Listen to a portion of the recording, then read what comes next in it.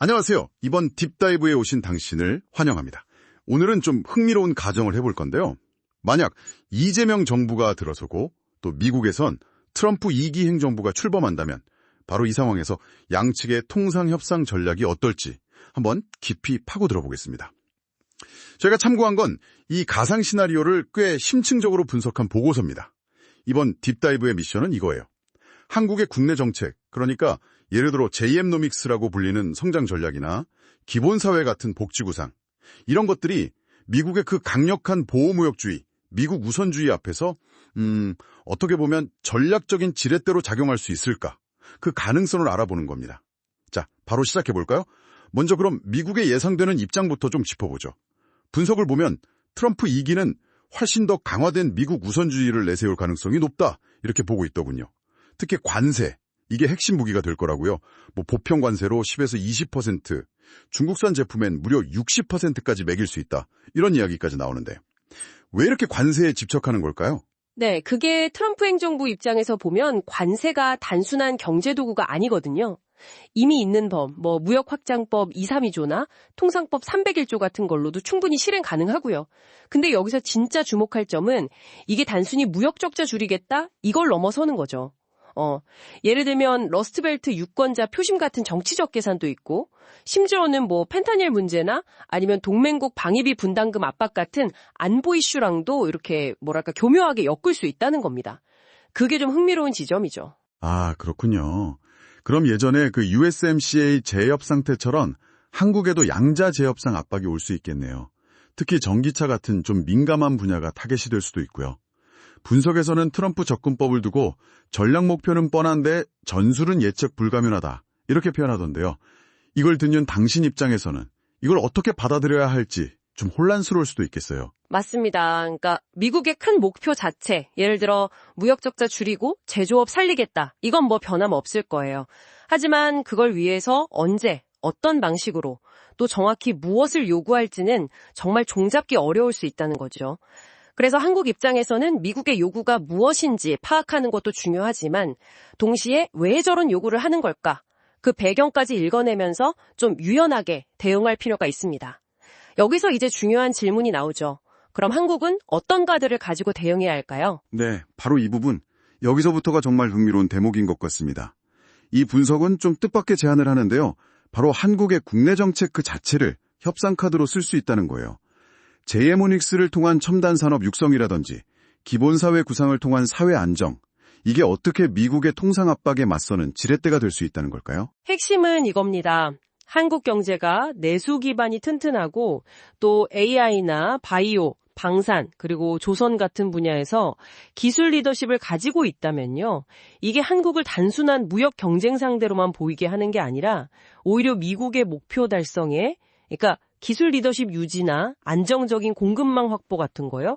거기에 꼭 필요한 매력적인 파트너로 보이게 만든다는 거죠. 예를 들어 보고서에선 미국의 LNG 프로젝트에 한국 조선업의 그 쇠빙선 건조 능력이 기여할 수 있다는 점도 언급하고요. 또 한국 기업들이 이미 미국에 1,000억 달러 넘게 투자해서 47만 개 이상 일자리를 만들었다, 이런 사실을 부각하면요. 트럼프 행정부가 제일 신경 쓰는 그 무역 적자 프레임에 상당히 효과적으로 맞설 수 있는 논리가 됩니다. 아, 알겠습니다. 첨단 산업 투자나 일자리 기여는 이해가 가는데요. 근데 보고서는 심지어 기본소득 시범사업 같은 복지정책까지도 협상카드로 볼 수 있다고 하던데 이건 좀 의외인데요. 통상협상 테이블에서 이런 사회정책이 정말 영향력이 있을까요? 충분히 가능성이 있다고 봅니다. 왜냐하면 안정된 사회라는 것, 그러니까 사회적 신뢰 수준이 높고 예측 가능하다는 건요. 한국을 굉장히 믿을 만한 장기 파트너로 부각시키는 효과가 있거든요. 이게 단순히 내수를 튼튼하게 한다, 이런 걸 넘어서 한국의 일종의 소프트 파워를 보여주는 거고요. 국가 전체의 어떤 회복력을 나타내는 지표가 되기도 합니다. 예측 불가능성을 싫어하는 협상 상대방에게는 이게 꽤 매력적인 요소가 될 수 있다는 거죠. 자, 그럼 이런 국내 강점들을 가지고 구체적으로 어떤 협상 전략을 써야 할까요?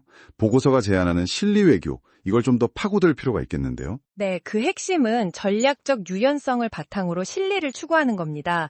예를 들어서 미국이 좀 부당한 관세를 부과한다 싶으면 WTO에 제소하거나 다른 나라들과 공조해서 맞서야겠죠. 하지만 동시에 대미 투자나 일자리 창출 같이 미국 경제에 한국이 얼마나 기여하는지를 적극적으로 알리는 겁니다. 투트랙인 거죠. 그리고 K방산이나 에너지 같은 전략산업 분야에서는 오히려 협력을 더 확대하고요. 한미동맹의 가치를 안보뿐만 아니라 이 경제적 측면에서도 새롭게 조명해야 합니다. 물론 기본적으로 수출 시장 다변화나 공급망 안정 노력은 계속 병행해야 하고요. 하지만 당연히 위험 요인도 있겠죠. 이 분석에서 특히 우려하는 지점은 뭔가요? 크게 두 가지 정도가 지적되는데요. 하나는 이른바 반도체 착시 현상입니다. 반도체 수출이 워낙 잘 나가니까 전체 무역 흑자가 커 보이는데 사실 다른 산업 분야의 어려움이 이 수치 뒤에 가려질 수 있다는 거죠. 또 다른 하나는 정책과 시장의 괴리 가능성입니다. 국내 정책에 대한 기대감은 높은데 실제 수출 경기는 둔화된다면 그 간격이 좀 문제가 될 수 있고요. 그리고 또 하나 중요한 게 중국 관련해서 전략적 모호성을 유지하기가 점점 더 어려워질 거라는 딜레마도 있습니다. 미국이 노골적으로 중국 경제에 동참하라고 요구하면 한국의 외교적 공간이 상당히 좁아질 수 있다는 거죠. 자, 이 모든 논의들, 이게 당신에게 시사하는 바는 뭘까요? 이번 딥다이브를 통해서 우리는 국내 정책의 성공 여부가 특히 트럼프 투기 같은 예측 불가능한 통상 환경 속에서 얼마나 중요한 대외 협상 카드가 될 수 있는지를 좀 본 것 같습니다. 단순히 무역 적자라는 프레임에 갇힐 게 아니라 상호 이익과 전략적 파트너십이라는 더 큰 그림으로 판을 바꿔나가야 한다는 점이 중요해 보입니다. 네, 그렇죠. 당신에게 특히 와닿는 부분은 아마도 한 나라의 내부적인 힘, 그러니까 경제와 사회의 어떤 건강함이나 회복력이 국제 무대에서의 협상력과 얼마나 직결되는가 하는 점일 겁니다. 결국 안이 튼튼해야 밖에서 부는 바람에도 덜 흔들리고 또 유연하게 대처할 수 있다는 거죠. 마지막으로 당신이 한번 곱씹어 볼 만한 질문 하나 던지면서 마무리할까 합니다. 이 보고서는 주로 미국의 압력에 어떻게 대응할 것인가, 여기에 초점을 맞추고 있습니다.